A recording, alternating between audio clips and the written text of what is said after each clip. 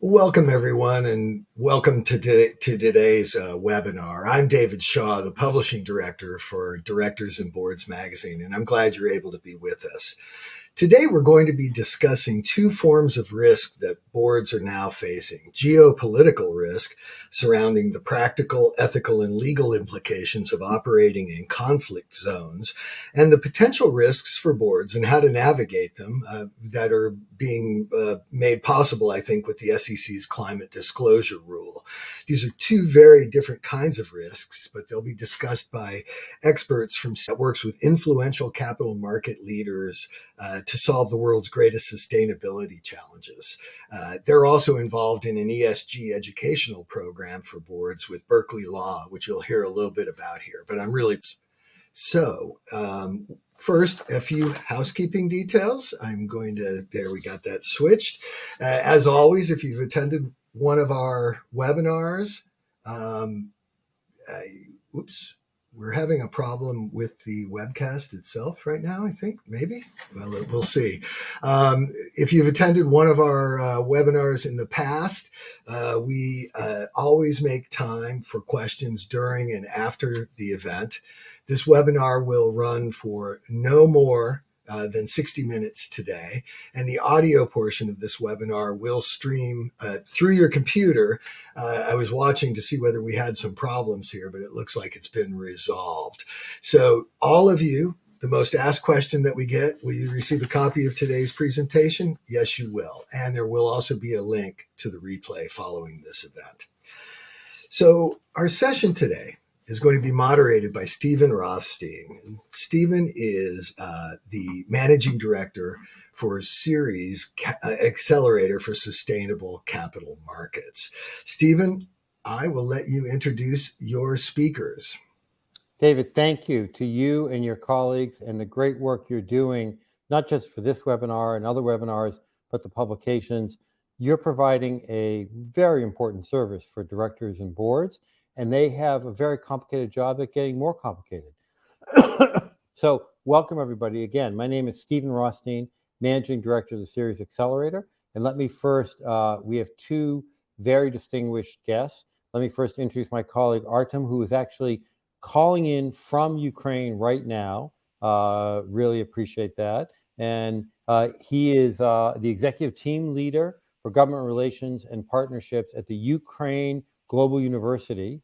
It's a consortium of universities and civil societies supported by Ukraine's Office of the President, which aims to create education and research opportunities for displaced Ukrainians. He's also co-founded and serves as head of the board of the Professional Government Association and many other distinguished elements. Our other speaker is Randi Mail, my colleague at Ceres. She's the director of the campaigns for the Ceres Accelerator. She works closely with her colleagues and coordinates and mobilizes investors, financial institutions, and regulators on a variety of issues, been leading efforts with stakeholders to support a strong rulemaking on the USS and in terms of climate disclosure. And you're going to hear more from them in just a minute. Before I do that, I just want to mention, as was said, we believe that working with boards and people who influence boards, senior officials, is very important. And so in conjunction with Berkeley Law, we offer this online course, and it covers a variety of issues. Today, you're just getting a short snapshot of that, but hope that you consider joining that course. The next module is starting on September 12th. We can talk more about that. We'll also, as was said, you'll be getting a recording of this, and that'll include my email. If there are questions, love to talk about that. So we're going to talk about Ukraine. I'll bet it's a topic that I'd be surprised if many or any of you talked about at a board meeting or preparing for that a year ago, 2 years ago. But to do that, we have two questions that are going to be presented. So you should be seeing on your screen, kind of the first question is, has Russia's war on Ukraine affected your business? No, not all, a little, somewhat, or significantly. So we'd love your input on that. And then afterwards, there's a second question: is your business taking any action to cut ties with Russia? So we very much would love to get your perspective on those. So again, you should be seeing those. And David? I have sent this survey to the audience, and I will come back as results come in. Great to do that. As I say, one of the things we're not going to have them start in detail yet. We're going to wait for the poll results. But maybe Artem, you could just give a introduction and first, how are you and your family doing? Just overview, and then we'll get the poll results and then hear the rest of your presentation. Artem, how are you doing? Yeah, thank you so much, Steven. I mean, thanks for having me. Well, I'm quite okay in Odessa at the moment, but some of my family members are trying to escape Bakhmut, which is in the east of Ukraine, right at the front line, and the home city of my family members has been heavily shelled at this very moment. So the war is going on, and I'm pleased to be able to talk to you about it. Well, we appreciate it. And again, we'll give you time in just a minute to talk about what's happening on the business side and what you think, but I don't want to jump over the humanitarian element. And again, the fact that you're joining us from so far away is appreciated. I also know it's the evening for you or your night, so appreciate your schedule and hope that your family continues to be strong and safe in this war that's going on. Well, longer than, I think it's been many months now, and who knows how much longer. Dave, should we go on with the presentation, or I don't know if you're getting Yes, we've had a problem where the poll has not been showing up for people, so I have resent it. I'm trying to see whether that will fix the polling problem. So, okay. But thank you everybody for your notes on that. If the poll doesn't come through, I will come back up. We may not have a solution to this. So okay. So Artem, why don't you take over? And then if Dave comes up, we'll just take a break from yours and hear the results. But Artem, I'll turn this over to you. Sure. Happy to start.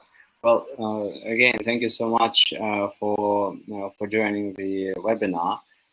And just a couple of comments from my side before I start.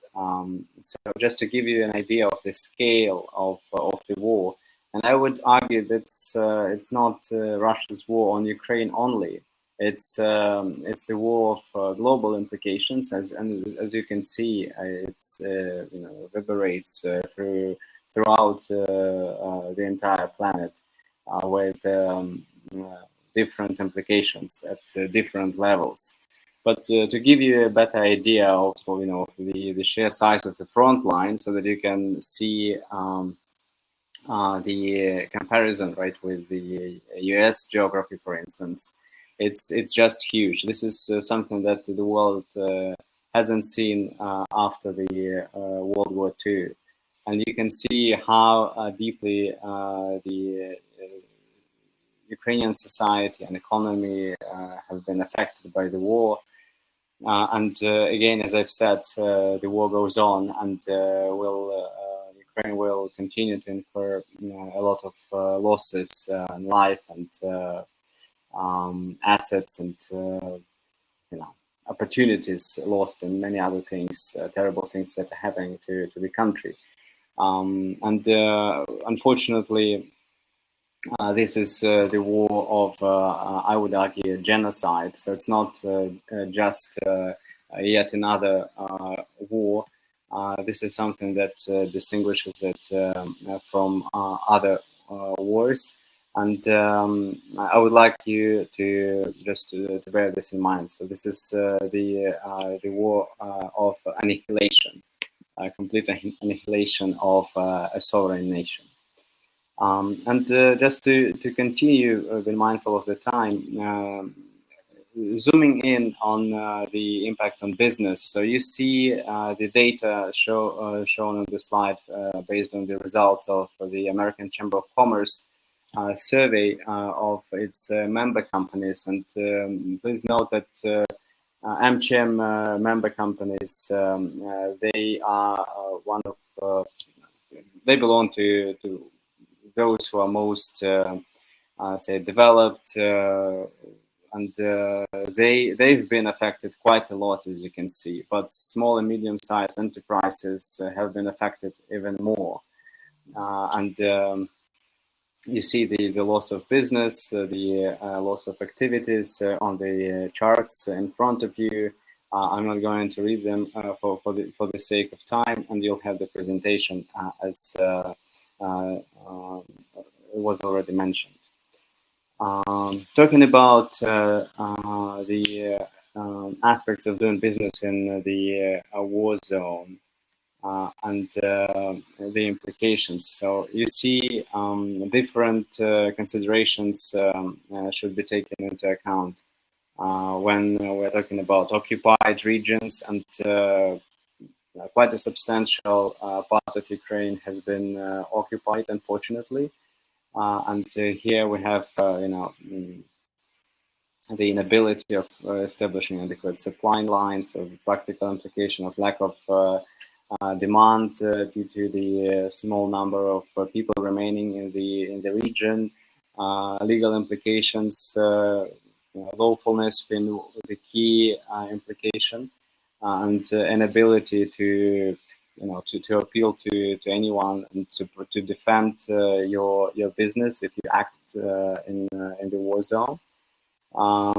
Then ethical implications for the companies that continue to stay there. They're effectively supporting the invading side to the large extent. So this is something that should be taken into consideration.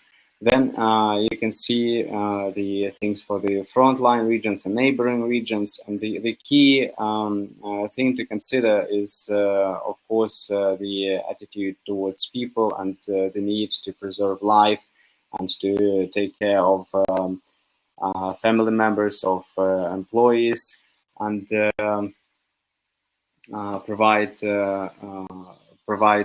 support to the state, which is struggling to repel the aggression.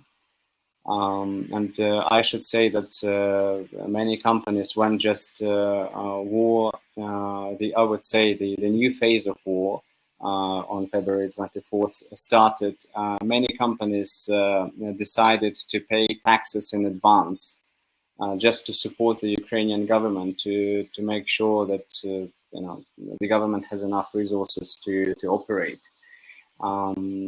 Then talking about risks, you have a number of those, and we've started to talk about the geopolitical risks, and this is something that is quite new, because previously businesses, they haven't been that much involved in interstate conflicts, and only recently businesses did start to take action by withdrawing from the state aggressor, by cutting ties with the aggressor and associated companies, and starting to understand the toxicity of the assets that are in the invading country, and so these are things that haven't been on the radar of boards of directors for for quite a long time, I would say. And this is something that I see as a trend, and we need to continue thinking about the impact of sanctions on global companies and on doing business internationally, not only in the countries that are currently at war. And Russia, as you know, is on the path to being recognized as a state sponsor of terrorism, with all the legal implications of it. And again, boards should guide and oversee risk responses, and be ready to prepare and execute, or oversee the execution, rather, the contingency plans, while balancing the company's purpose and the bottom line, the company's values. Again, zooming in on some specific questions that directors should answer and address exposure to Russia and Ukraine. And by the way, Russia is with you can see spelled with lowercase r. This is on purpose because the war has changed a lot of things, including the rules of spelling in Ukrainian. English is not yet there, but hopefully things will change. This is just to make a point. Then ways for supporting affected employees, assistance, and you can see what company can do in terms of compliance with company's purpose and values.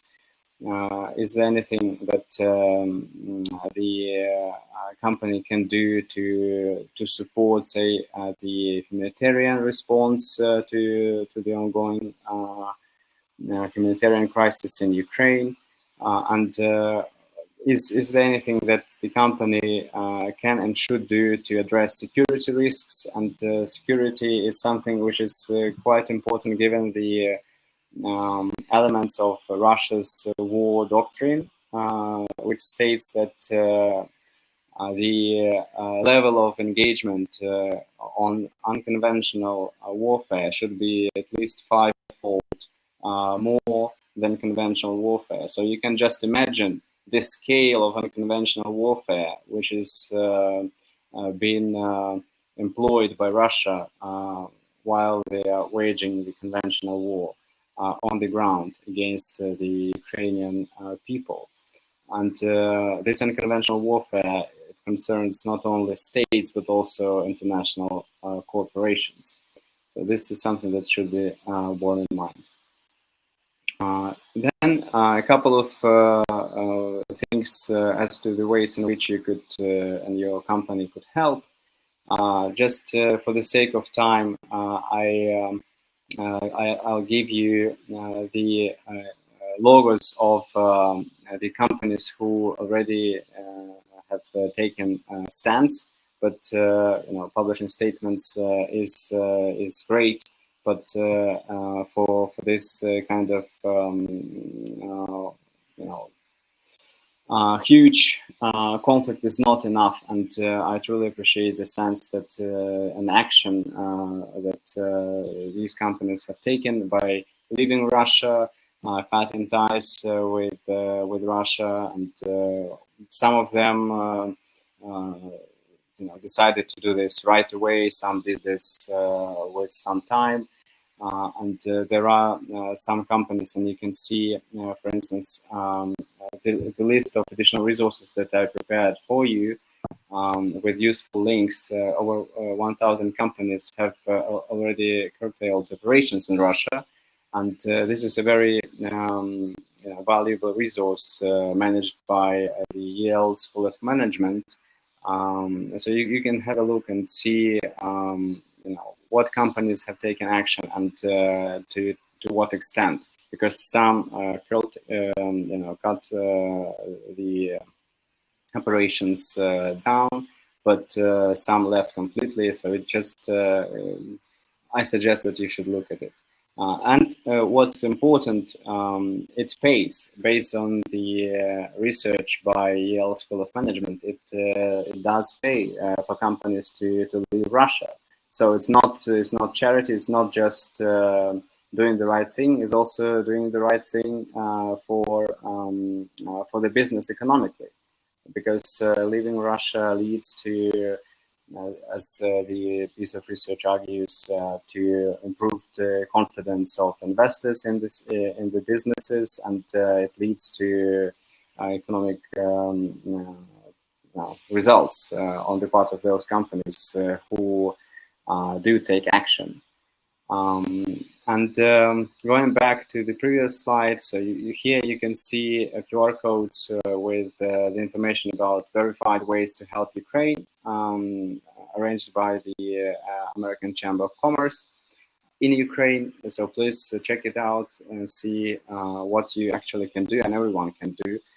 Some, for instance, company, they encourage their employees to run fundraising campaigns and to then say increase the amount of money collected by 2 or 3-fold or something like that. You can see a lot of innovative approaches to provide support in the other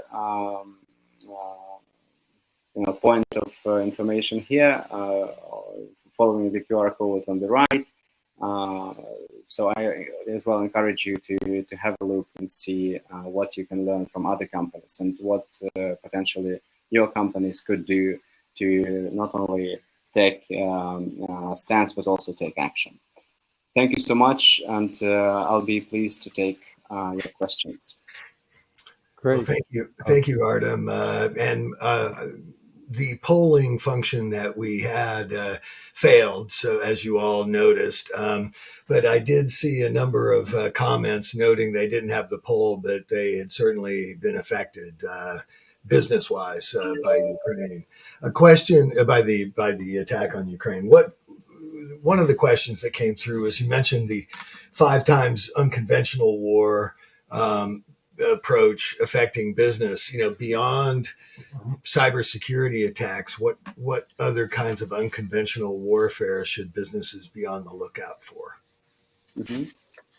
Well, Russia is also famous for disinformation campaigns and fake news and other things that can mislead strategic decision making on the part of boards of directors. So everyone should take extreme care of the sources of information that one consumes and relays to his or her colleagues. So this is something that is very important. So the information part of it is crucial. Okay. Yeah. Dave, if I can just follow up for a second and then turn back to you. I think the information part is curious. 2 other questions that I have, Artem, and then back to Dave. David, is 1,000 companies have pulled out. I bet a year ago today, not a single one of them was thinking of pulling out. Have you been surprised at the pace or not based on the loss of life and how destructive Russia's been?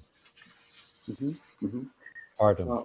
I contributed to the Boycott Russia campaign along with some friends of mine working in different countries. And when people started advocating for companies to leave Russia, they actually expected that many of them would take a stance and follow by action. But initially, just a couple of companies would decide to pull out. And I remember in Ukraine, for instance, there was a huge public advocacy campaign to nudge McDonald's to leave Russia as soon as possible, and to nudge Coca-Cola to leave Russia. And eventually they did, but they didn't do it right away. So they were kind of pressed or forced by public opinion to do so. And those companies who have done the right thing voluntarily and showed leadership from the very beginning, those who have, I would guess, who have obtained the greatest amount of public respect and confidence for doing the right thing. And this is something, overall, this is something that no one expected at such a large scale. But unfortunately, there are still many Western companies who continue to operate in Russia under different pretexts and excuses. But leaders of business, they should understand that this war can be won not only through conventional warfare, but also through this united response on the part of the international community at large. And the international businesses, they do have a key role to play in this effort. by crippling Russia's economy and making it incapable of waging wars, for now and for good. Great, that's very helpful. I have another question, but I'll wait to the end. David, did you have any other questions come in? Well, this is there are two. One is, I think, a difficult one, but how can boards provide guidance and support to businesses whose sole or primary source of revenue or income is from doing business in Russia? Is there anything a board can do in that case? From what I've learned, preparing for this webinar, and from my contacts, global companies usually have from 1% to 2% exposure of its assets to Russia-related assets, which is not much. But in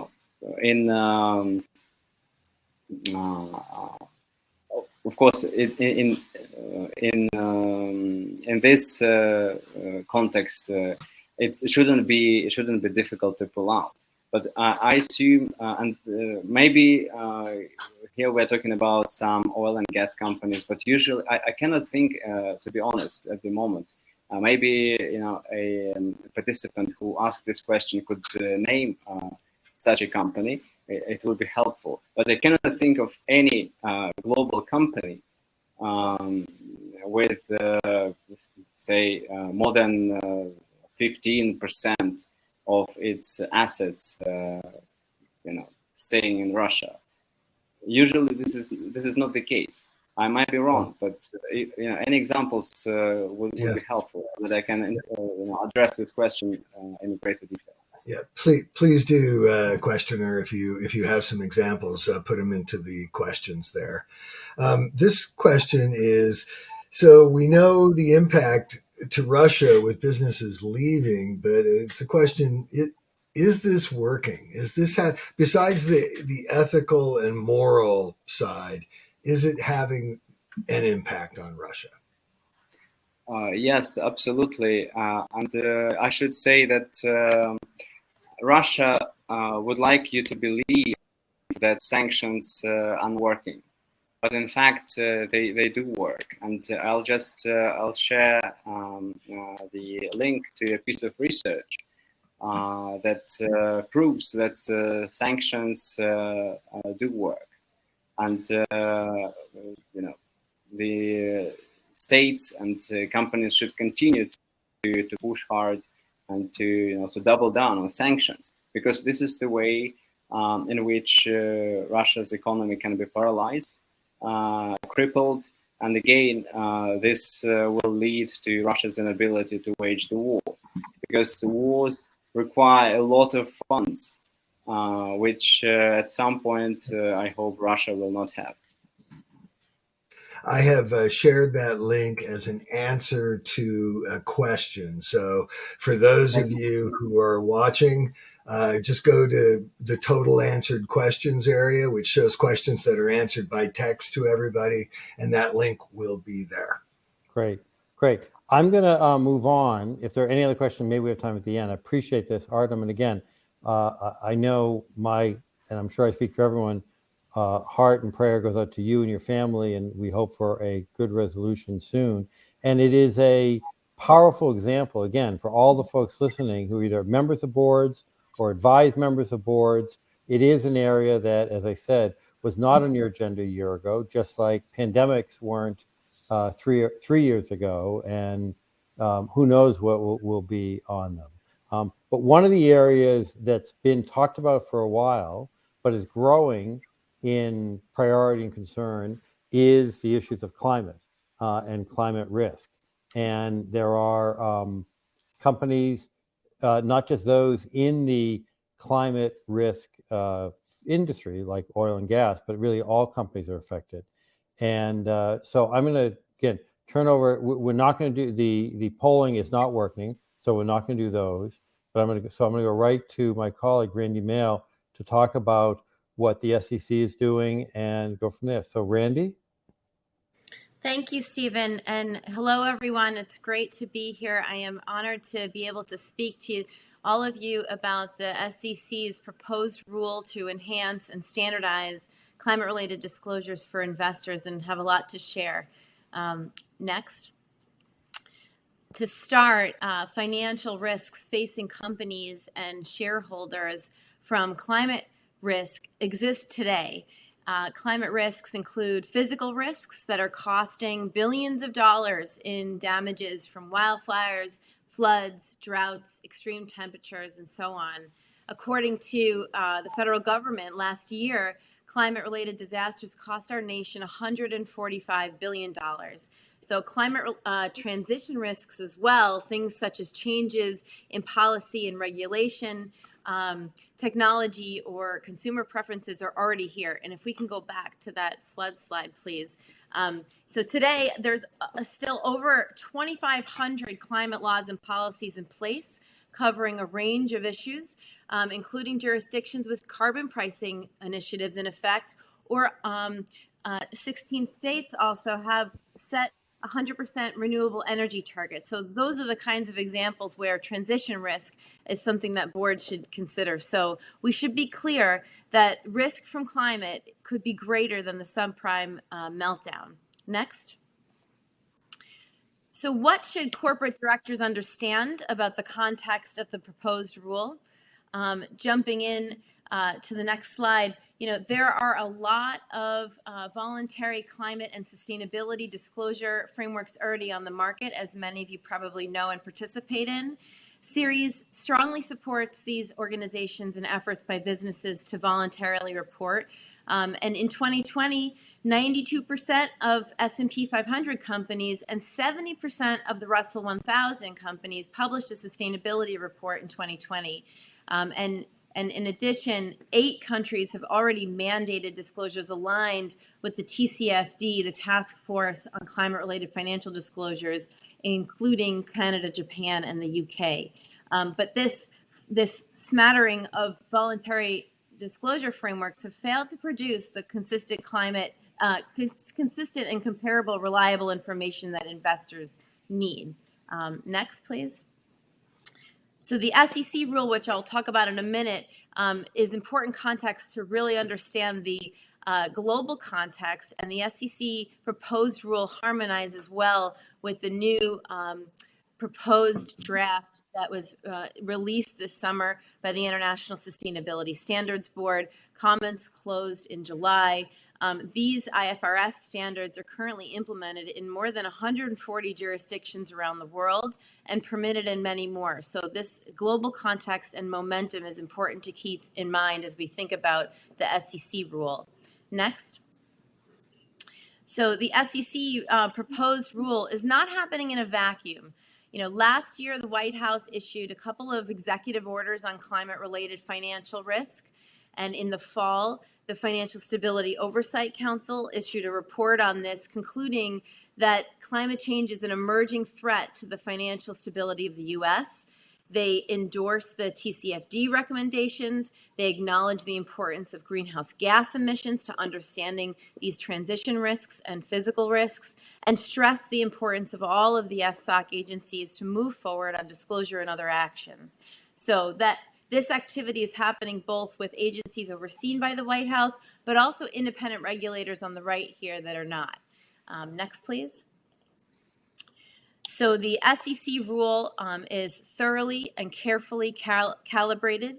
It really is bread and butter SEC disclosure activity, well within the agency's authority. It meets the SEC's mission, and it responds directly to concerns from issuers and investors, all very important to keep in mind in terms of the context of the rule. And one thing I'll call out here is that it builds upon the SEC's existing guidance from 12 years ago on climate change.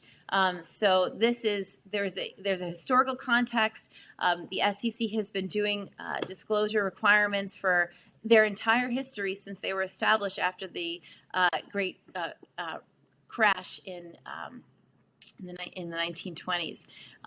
Next slide, please.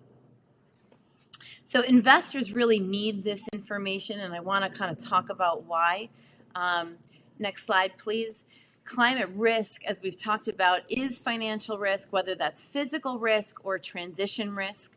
Investors need this transparency and consistent data on U.S. companies when they're evaluating their portfolio holdings.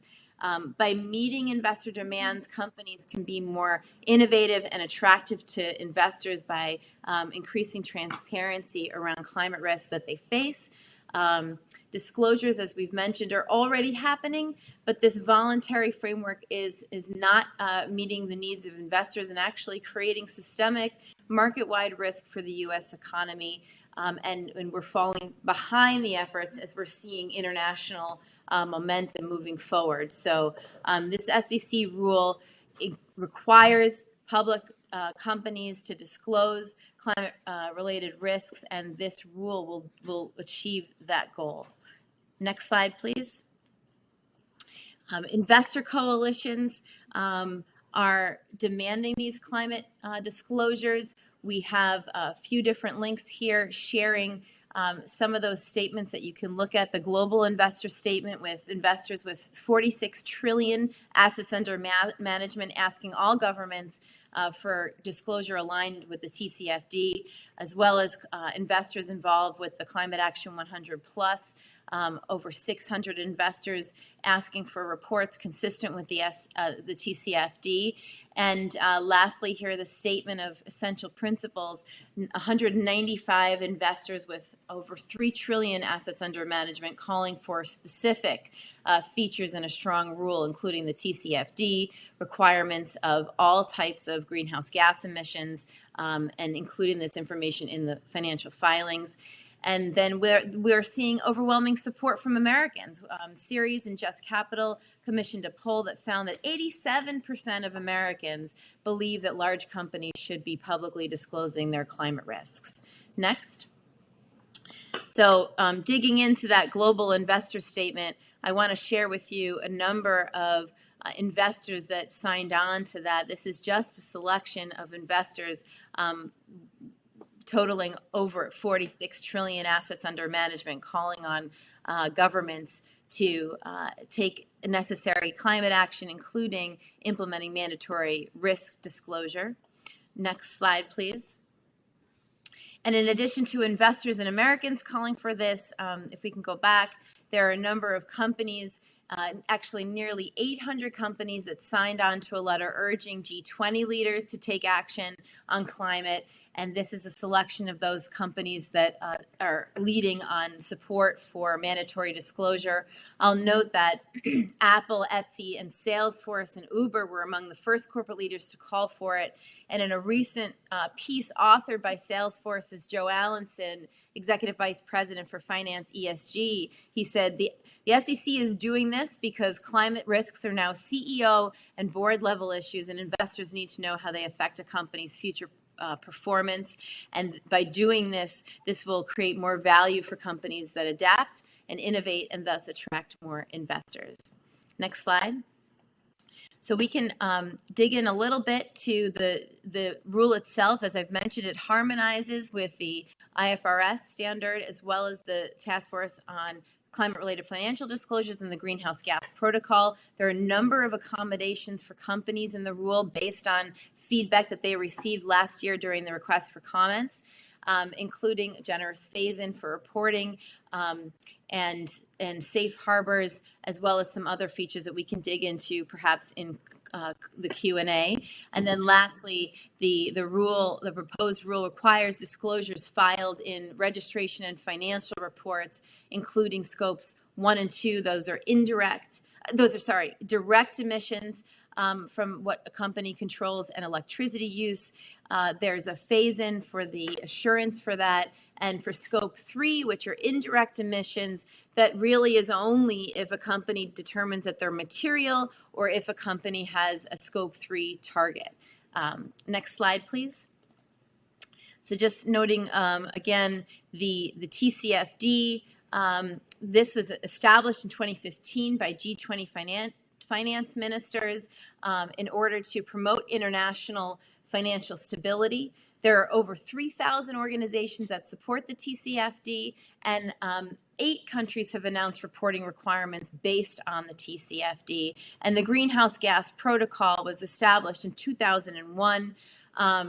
And it is the accounting platform for virtually every corporate greenhouse gas reporting program, including programs in major countries such as Australia and North America, the United Kingdom, and Japan. Next slide, please. So how can corporate directors prepare for mandatory disclosure? Next slide.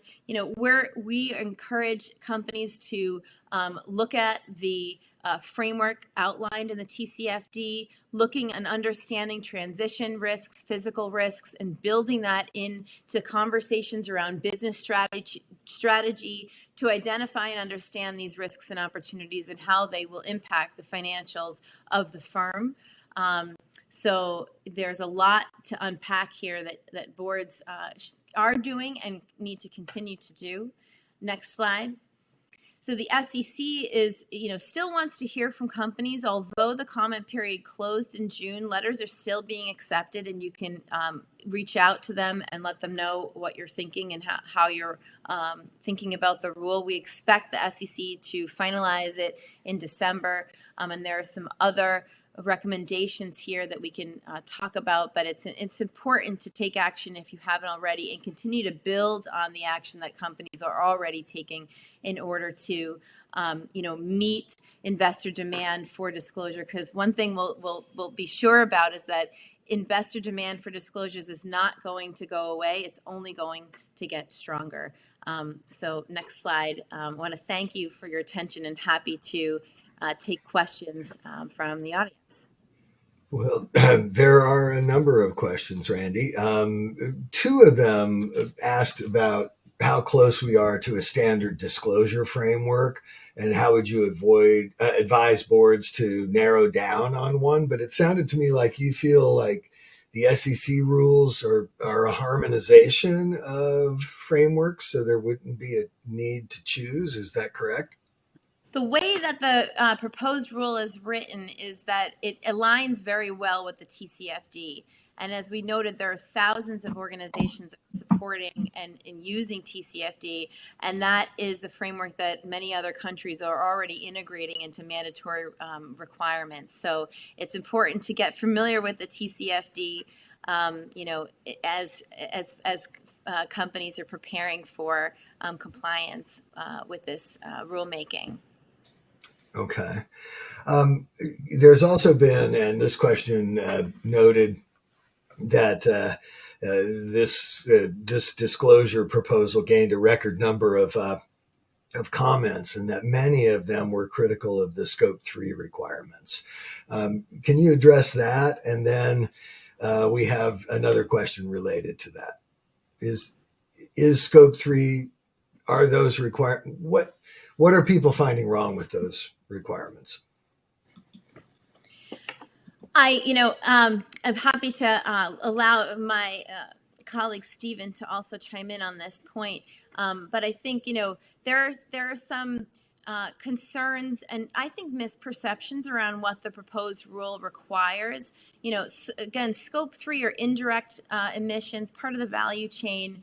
But many companies are already measuring and disclosing Scope 3 emissions, and they're using estimated data, which there are universities providing assistance to have that information. And the SEC is recognizing that estimate data is being used and will accept that. And for companies, private companies or small reporting companies, they are not subject to the requirements of this rule. Smaller companies are exempt from reporting for Scope 3. The SEC has also provided a safe harbor protecting disclosures around Scope 3, and Ceres and many other stakeholders believe that there are ways to strengthen that safe harbor. So there's a lot of, perspectives on it, but ultimately, with estimated data allowed and a generous phase in around assurance for scopes 1 and 2, Scope 3 actually doesn't have a requirement for assurance. So there are a lot of accommodations that the SEC has made on this. And I think it's important for companies that are concerned about it on the smaller scale and on the private scale. They are not subject to the rule. Stephen, would you add anything in addition to that? Sure. Just I think everything you say is great context. Just David, for who the person who asked the question, just to kind of take a step back for a second. That whether the person's a director or advising a director, what they want to understand is what are the risks that they're going to face. 3 years ago, our country was facing another nature-based crisis, the pandemic. But the pandemic, in addition to leading to loss of lives and other things, it had an enormous impact on supply chain. And that affected businesses and profitability and where people work.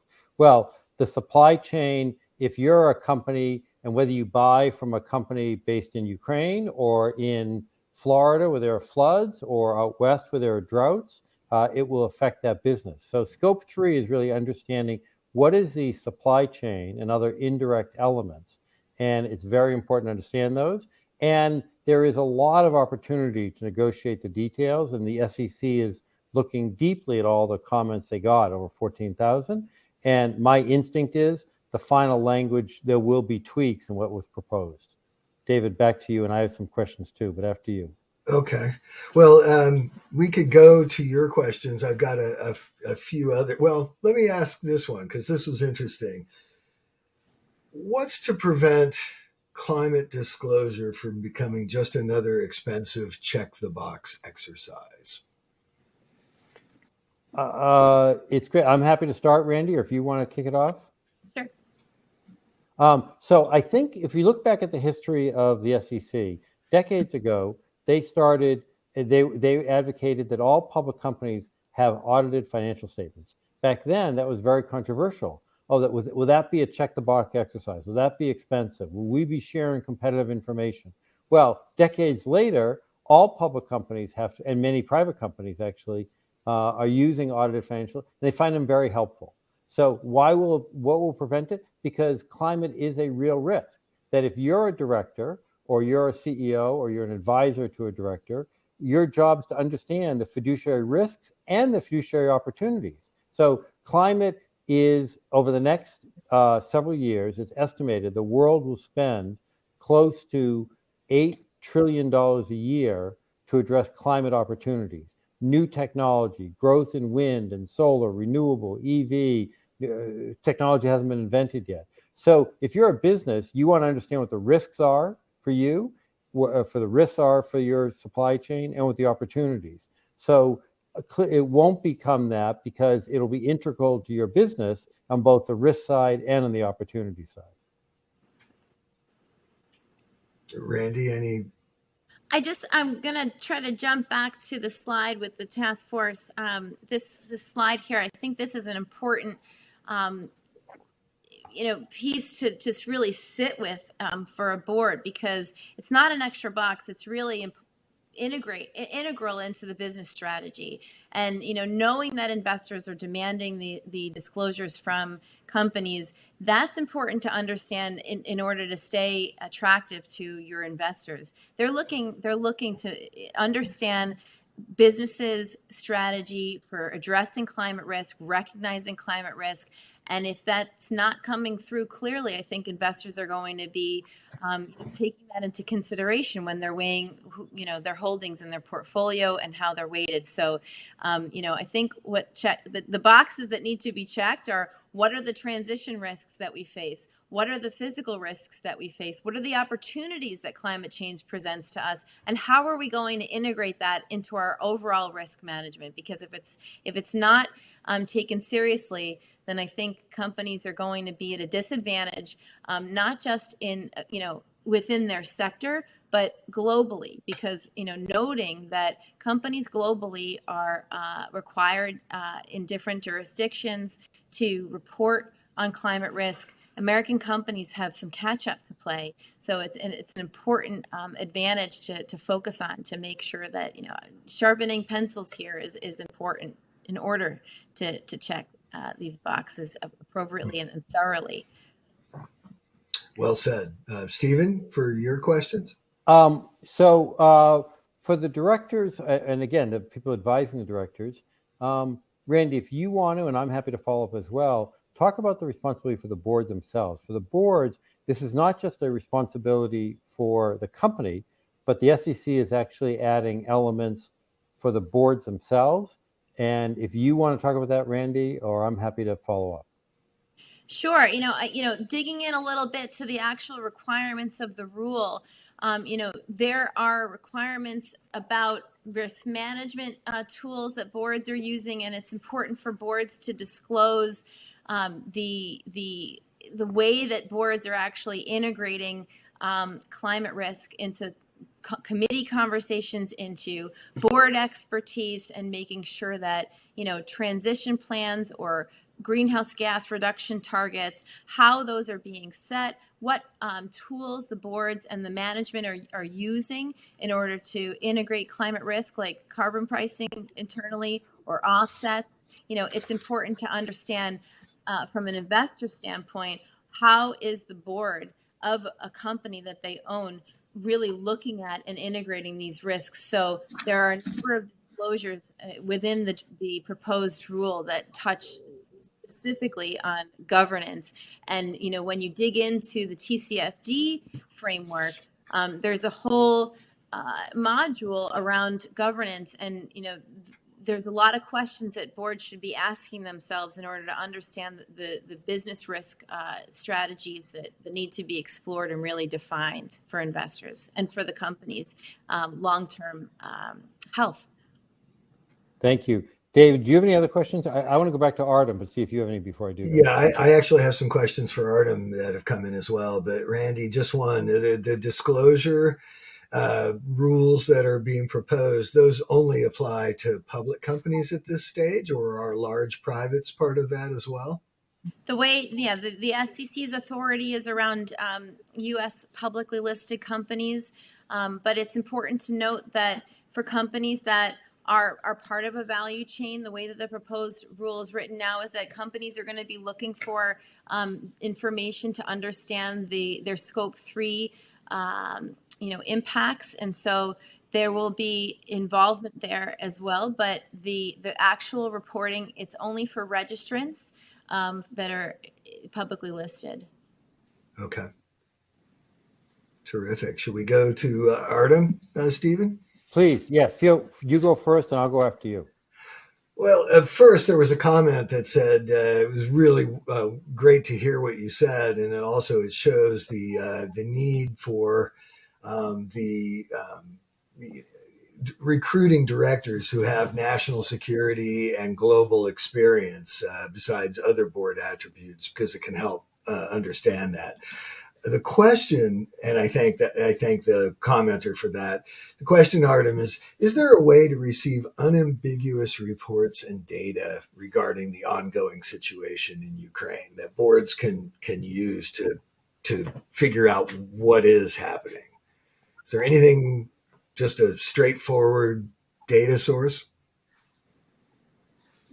David, excuse me, just could you please repeat the last 30 seconds, because there was a connection issue on my side. I'm sorry. The question was, is there a way to receive unambiguous reports and data concerning the ongoing situation in the Ukraine that boards can use to help understand the situation? Well, depending on the type of information the board is looking for. For instance, credible sources in terms of economy, the World Bank, the European Bank for Reconstruction and Development, they produce data. The military information is available in the reporting of the Institute for the Study of War, which is quite trusted source and widely cited in Ukraine and internationally. There are media outlets covering the events in Ukraine. Local, I would recommend the Kyiv Independent. You could check it out online. So it depends on the type of information you are looking for. Okay. If you specify, I might be able to provide a more detailed answer. Okay. Thank you. Yeah, well, that was the question, but I think you've answered it pretty well. So, is the Kiev Independent? Is there an English language version of that?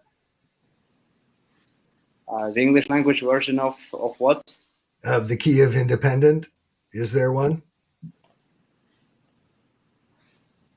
Our connection might not be working well. Yes. Yes. Sorry, the connection issue on my side again. The internet connection in Ukraine is not always stable. The Kiev Independent is an English language news outlet. Okay, thank you. Great. Stephen? So I think that was actually very similar to the question I was going to ask, so I won't go there. But I guess I encourage everyone, this just, in this short time, gives directors and those who advise directors a sense of the national and international issues to look at. One of the things that Artem sent to me during this in a note is Randi had a number of logos of companies that have been leaders on climate issues. He identified at least one and maybe more that are still operating in Russia. And so it's important from a reputational perspective because companies think about this, it affects them. So where it may be before company directors, the types of issues were more narrow, the range of ESG issues, environment, society, governance issues is really comprehensive. So I hope, I really appreciate Artem and Randi and obviously David, the great work that you and your publication does all the time. I hope if this is helpful for you, you'll get our email, but I also hope you'll consider signing up for the course to get more information on this. We also are holding a conference on banking. So if you want to learn more about these issues from a banking and finance perspective, or if you want to understand more just from a general leadership, this is an event we're doing in October at the Kennedy Library, thinking about President Kennedy and the moonshot and the bold ideas there and some of the bold ideas to address climate and other things in terms of the directors. So with that, I'll turn it back to David with deep thanks to everyone and look forward to continuing the conversations. Well, excellent. I really appreciate all of the insights here. It's become vastly apparent over the last 25 years that being a director is more complicated and becoming increasingly complicated. And then since we, encountered the pandemic, this war, other threats of conflict, climate, etc., the things on a director's plate there are many things on that plate. But that said, I'd like to say thank you to Randi, to Steven, to Artem. This was really, really helpful. We're getting a lot of comments saying educating, enlightening, very insightful. So I appreciate you all for that. And with that, I'm going to thank our audience too for their time and attention today. I have noted to you that a copy of this webinar presentation will be emailed to you afterwards, along with a link for a replay of this. There were several questions on that. And I do hope that you will join us for future D&B webinars. This is our way of reaching out and sharing as much insight as we can with directors and those who advise them. So with that, I wish you a great rest of your August. I wish you and your families safety, and I wish your companies a good voyage through the stormy seas that we're facing soon. We'll see you at the next webinar. Have a good day.